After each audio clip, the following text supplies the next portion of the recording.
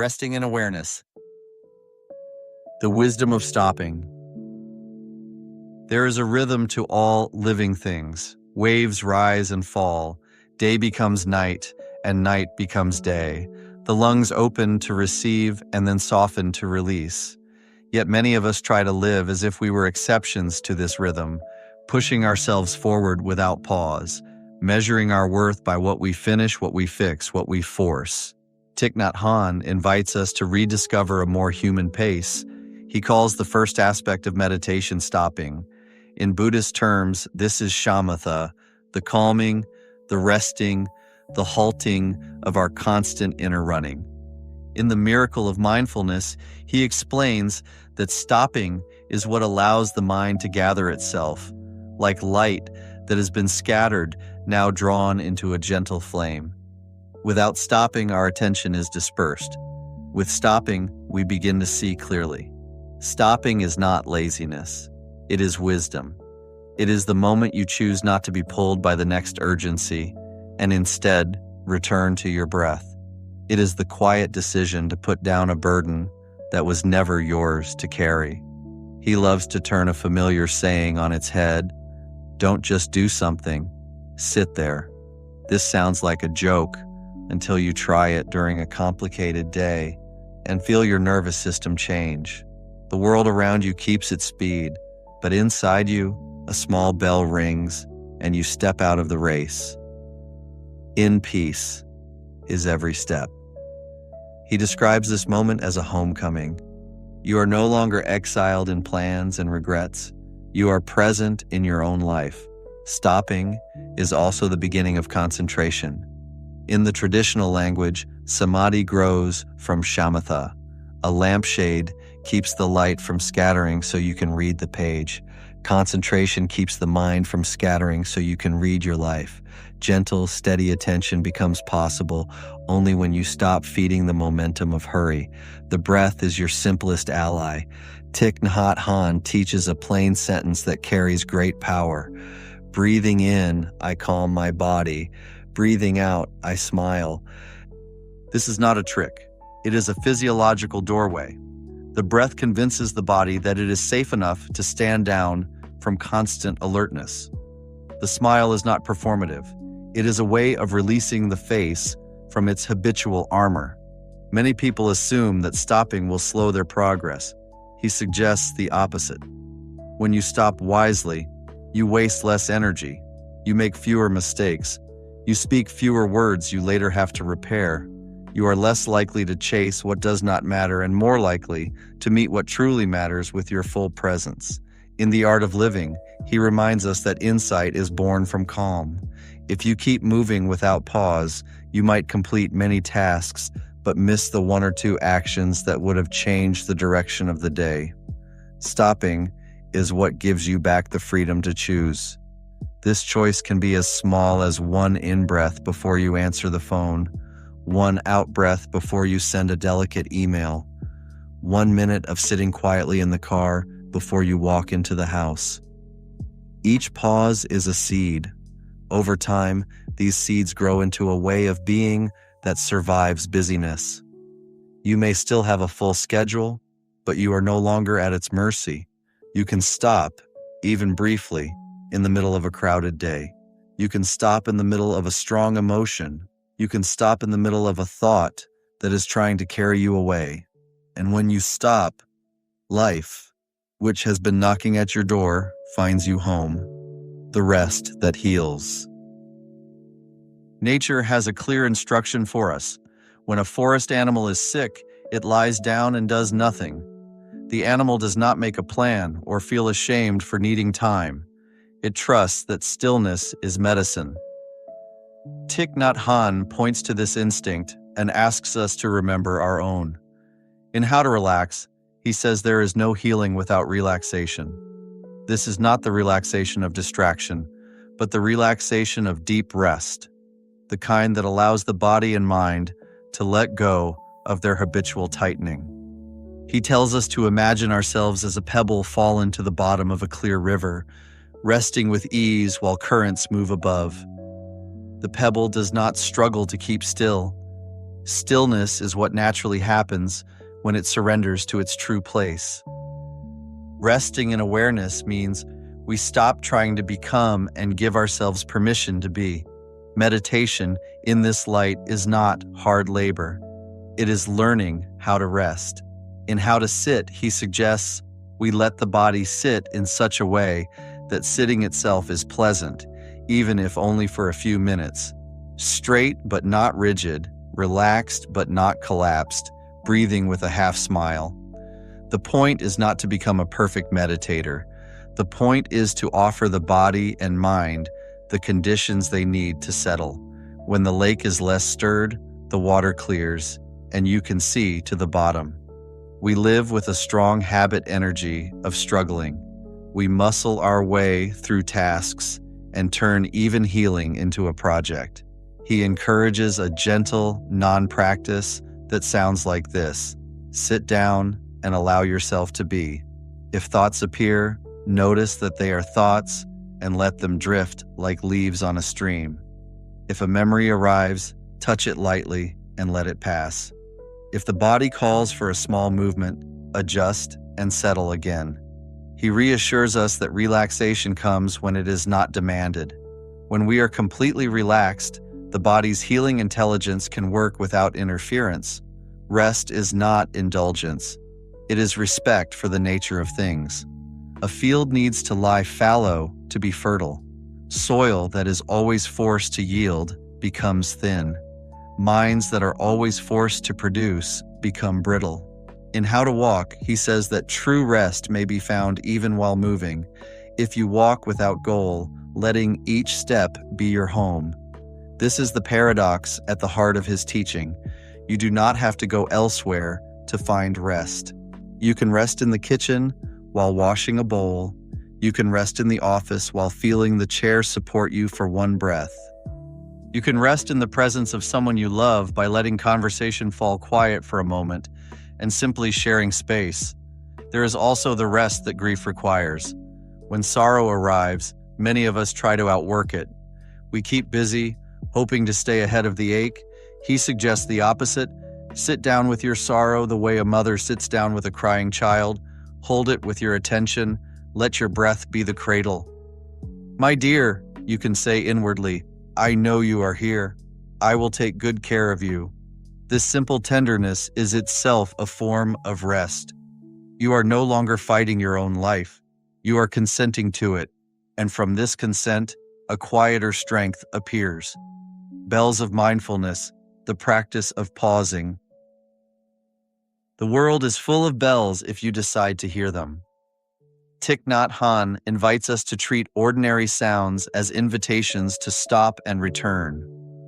A phone ringing, a clock chiming, the thud of a door, a bird's call, any of these can be a bell of mindfulness. In Plum Village, when a bell sounds, people stop talking and moving and give themselves to 3 gentle breaths. The first breath is to come back to the body. The second is to release tension. The third is to smile to life in the present moment. He offers a simple verse to accompany this pause. Listen, listen. This wonderful sound brings me back to my true home. This practice is more than charming ritual. It creates small islands of stillness that prevent us from drowning in our own momentum. Imagine a day with a dozen of these pauses sprinkled through it like stepping stones. The pauses don't add minutes to the schedule. They change the quality of the minutes you already have. They lower the temperature of strong emotions before words are spoken.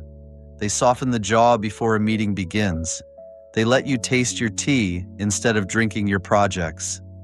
Over time, the body begins to trust that a bell is coming, and this trust itself becomes calming. You do not need a physical bell. You can set a gentle chime on your phone. You can make a doorway into a bell. Each time you pass through, you pause. You can decide that the moment your hand touches a faucet, you will breathe in and breathe out and feel gratitude for water. You can turn the 3 rings of a phone into a practice.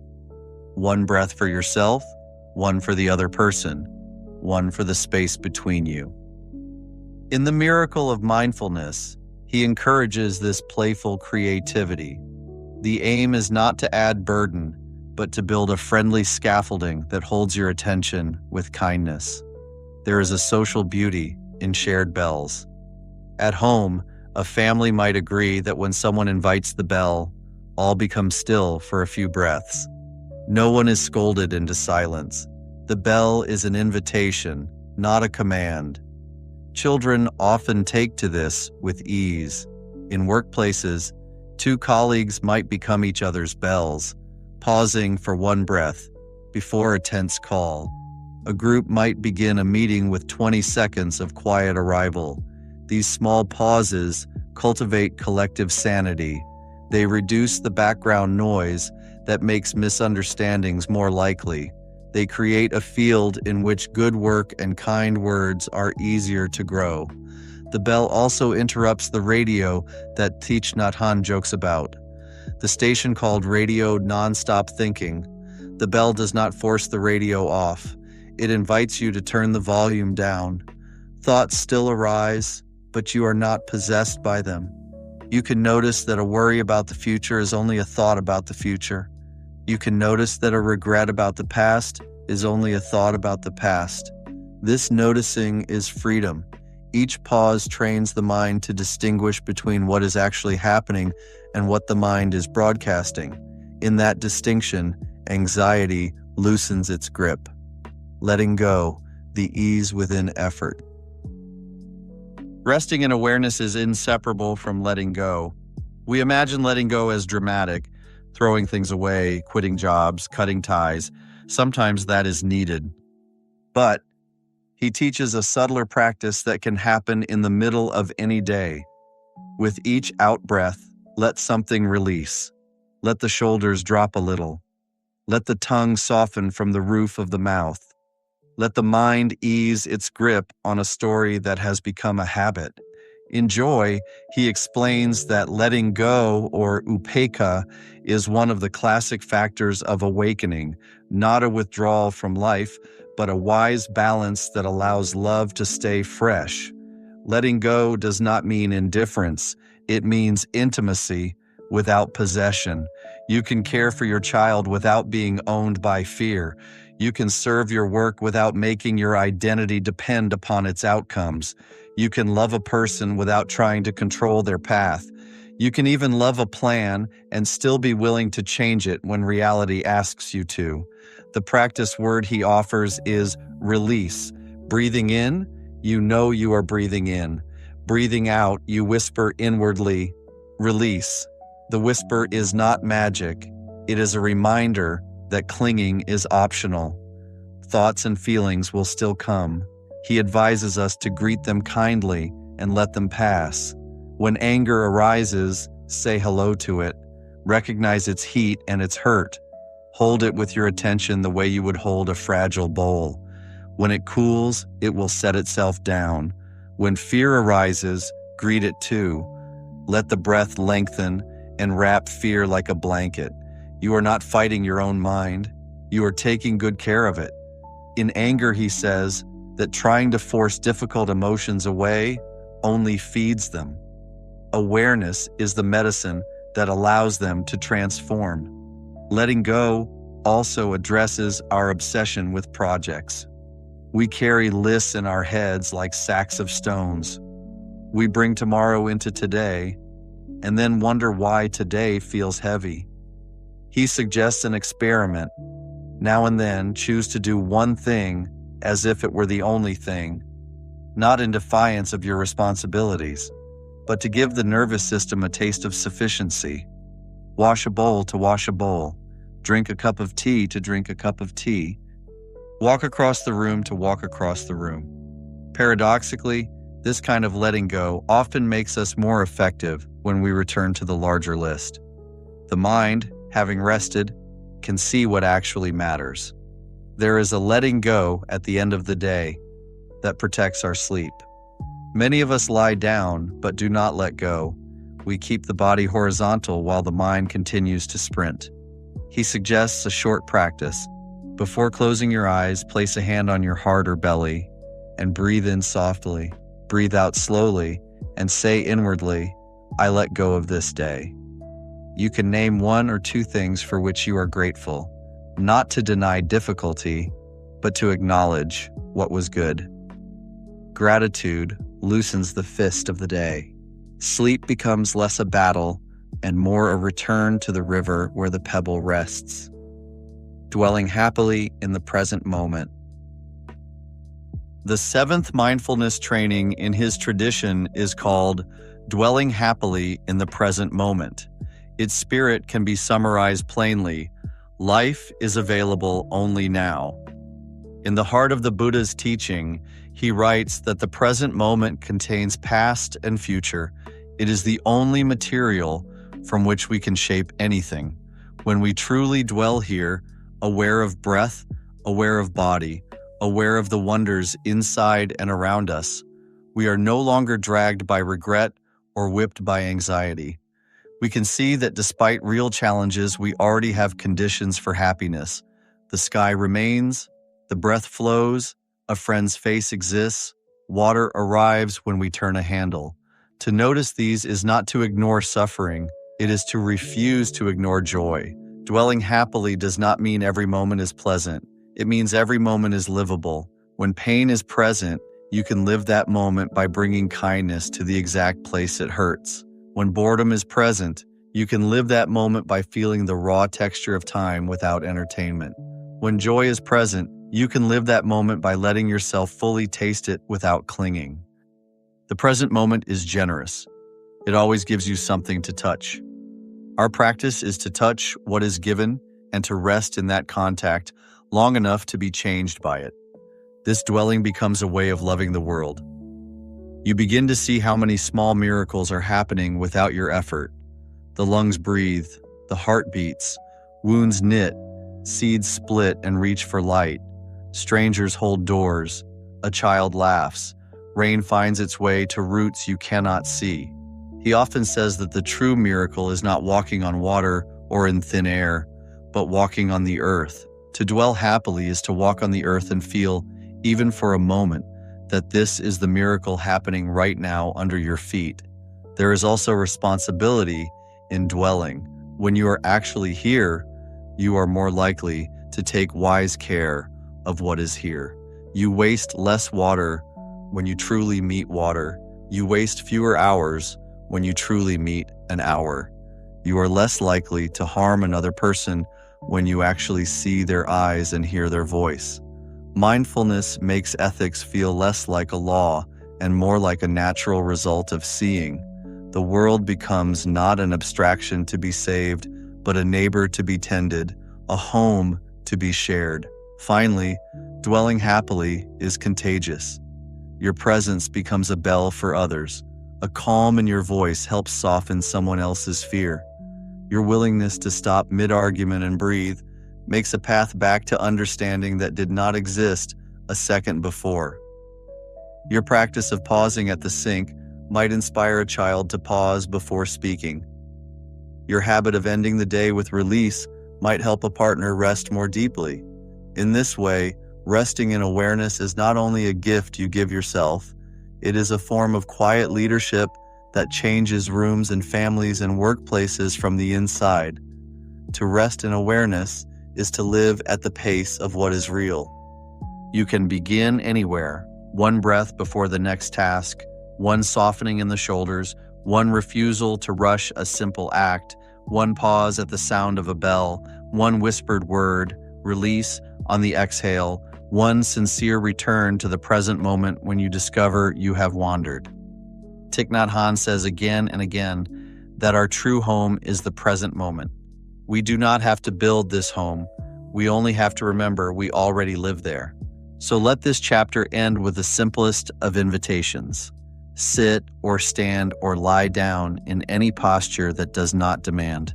Feel the contact between your body and the floor or chair. Breathe in, aware that you are breathing in. Breathe out, aware that you are breathing out. If you like, add a half smile, not to pretend, but to suggest to the face that struggle can rest for a minute. Listen for a bell. If you hear one, inside or out, let it bring you back. Trust the pebble at the bottom of the river. Trust the animal that knows how to lie down and heal. Trust the rhythm that does not forget you. And when you rise, do so without hurrying. Let your next step be your home. Let your next gesture be enough. Let your next word be shaped by the quiet you have just touched. Resting in awareness will not remove all difficulty from your life, but it will give you a way to meet difficulty without losing yourself, a way to receive joy without grasping, a way to dwell happily in the only time we ever have, this moment, this breath, this life.